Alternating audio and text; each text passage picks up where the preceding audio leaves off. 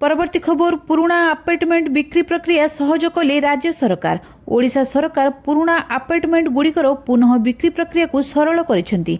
एथिपाई real estate अधिनियम 2016 एवं Odisha apartment अधिनियम 2023 रे आवश्यक संशोधन करा जाई नियम कोहल करा जाईछि। गृह और नगर उन्नयन मंत्री कृष्णचंद्र महापात्र गुरुवार ଏହି सूचना देई कहिसेंती जे विस्तृत आलोचना पर सरकार ଏହି नियम को कोहल करिसेंती, जहा लोकन को बहुत उपकृत कर। अक्टोबर 5, 2016 पूर्व बिक्री होइतिबा अपार्टमेंट गुड़िकर पुनः बिक्री पाई एबे आउ ऑक्युपेंसी सर्टिफिकेट एवं रेरा पंजीकरण सर्टिफिकेट दरकार पड़िबो नाही।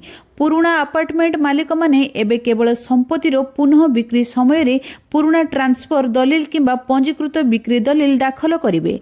पूर्वरु अनेक अपार्टमेंट मालिक विशेषकर भुवनेश्वर और कटक भली जुग्म सहर रे उपरोक्त कागजपत्र अभावरु सेमानेंको संपत्ति को पुनः बिक्री बा हस्तांतर पाई पंजीकरण करिबारे असुविधा भोगुथिले। गृह और नगर उन्नयन विभागर एही निष्पत्ति फल रे राज्य रे सहरांचल रे थिबा पुराणा अपार्टमेंट मालिक माने बहुत लाभवान हेबे।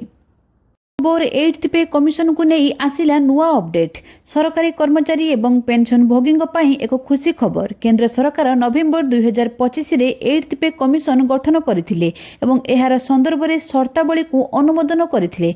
सेबेठारु सारा देश रे लक्ष लक्ष कर्मचारी एवं पेंशन भोगी आशा करी दरमा किंबा पेंशन वृद्धि पाई उत्साहर सह अपेक्षा करिसंती।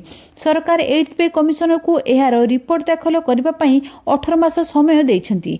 विशेषज्ञों अनुसार कमिशन साधारणतः 18 रु 24 मास मध्य एहार सुपारिश प्रस्तुत करती।